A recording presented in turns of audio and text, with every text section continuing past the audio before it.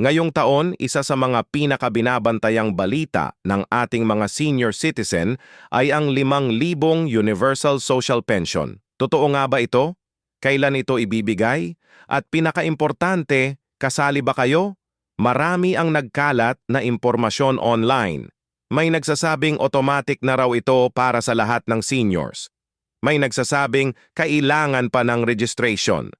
At meron ding nagsasabing fake news lang ito.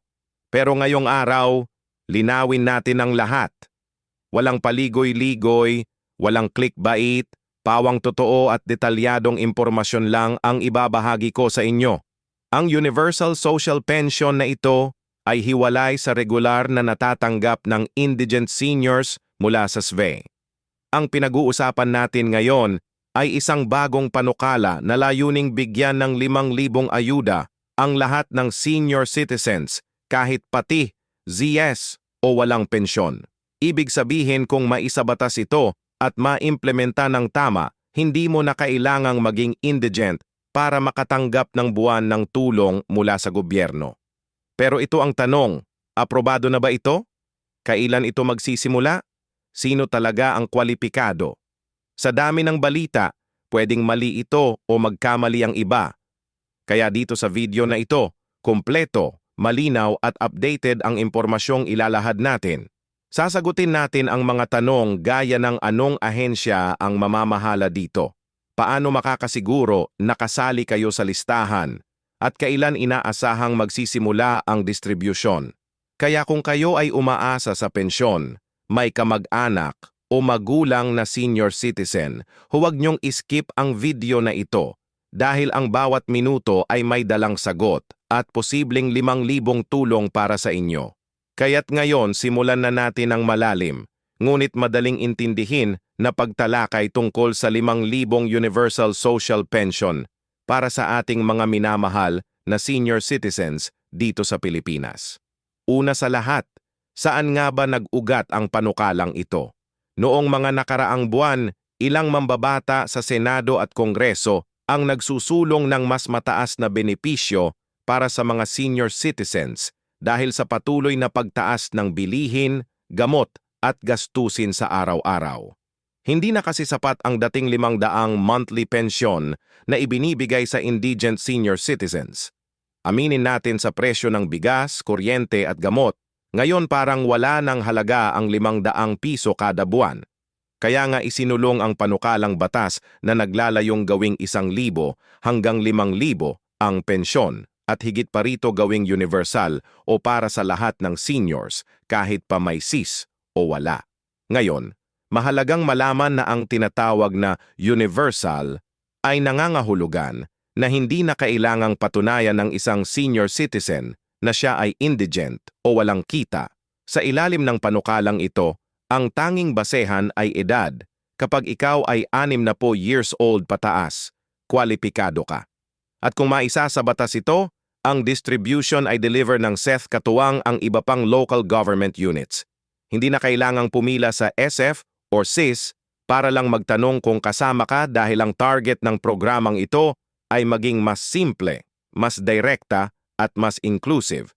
Pero ito ang mahalaga. Hindi pa ito ganap na batas sa ngayon. Totoo na naisumite na ito sa Kongreso at may mga public hearings na ring isinagawa. Pero sa kasalukuyan, ito ay nasa proseso pa ng deliberasyon at pagpasa. May ilang bersyon ng panukala, may House Bill at may Senate Bill.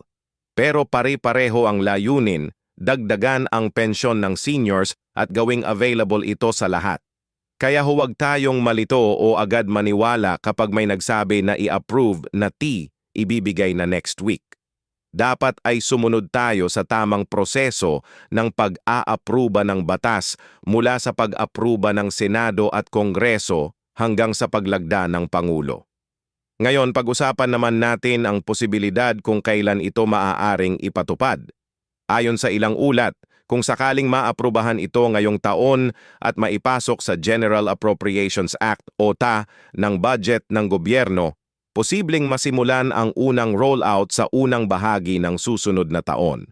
Pero ito ay depende pa rin sa availability ng pondo. Alam naman natin na ang national budget ay kailangang paghasiyan ng maraming sektor, edukasyon, kalusugan, infrastruktura at iba pa. Kaya't kung gusto nating maisama agad ito, mahalagang iparating ng publiko lalo na ng mga seniors at kanilang pamilya na ito ay isang prioridad na kailangang punduhan. Isa rin sa madalas itanong kung sakaling maipatupad na ang 5,000 Universal Social Pension, paano ito matatanggap?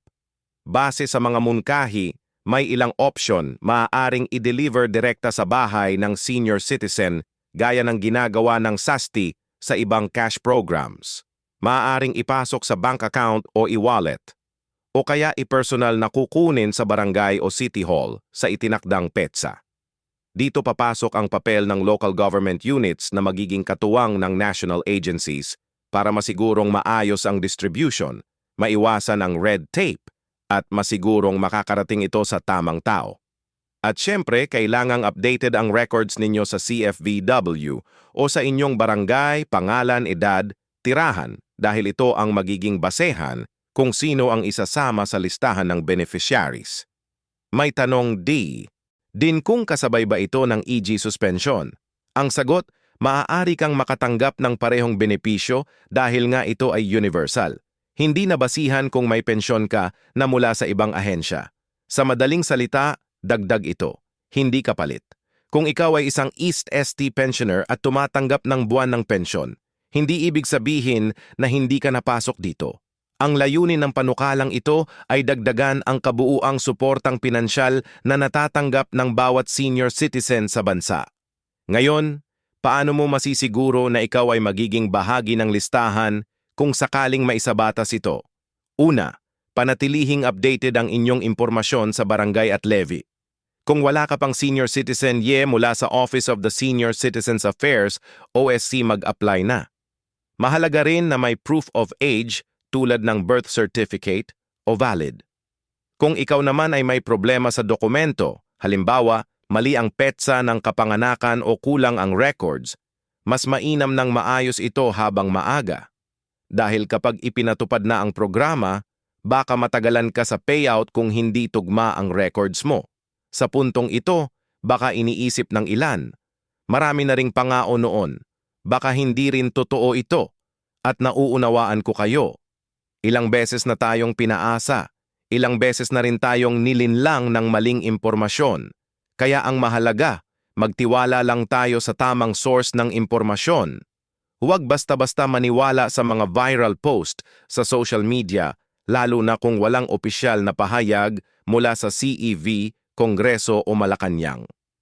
Dito sa channel na ito, ang commitment ko ay maghatid lang ng tunay, updated at malinaw na balita.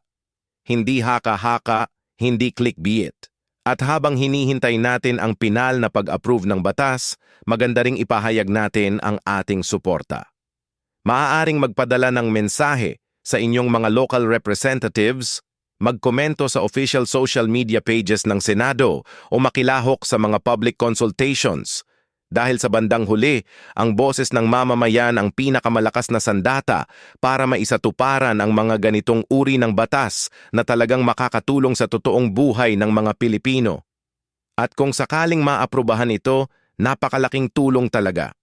Isipin mo 5,000 kada buwan, pwedeng pambili ng maintenance, bigas, bayad sa kuryente o kahit kaunting panggastos para sa apo.